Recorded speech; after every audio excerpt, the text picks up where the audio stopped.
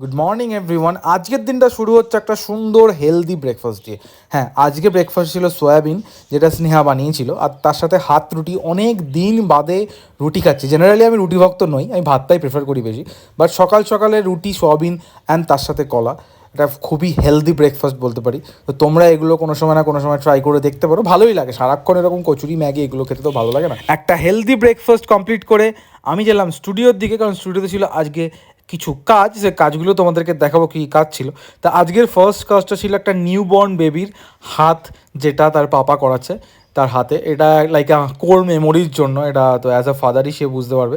তো তার এটাই রিকোয়ারমেন্ট ছিল যে তার বেবির হাতের যে পোস্টারটা, সেটার সাথে তার বেবির নাম অ্যান্ড বার্থ ডেটটা যে করবে। তো আমি আমার যতটা সম্ভব ডিজাইন করে কাস্টমাইজ করে ওনাকে গিফট করেছি। দেন ফিরলাম বাড়িতে রাত্রে ছিল ডিনার আলু ভাতে ডাল মাছ ভাজা দিয়ে খেয়ে আমি গেলাম ঘুমাতে। তোমরা ভিডিওর জন্য আমাদেরকে সাবস্ক্রাইব করো।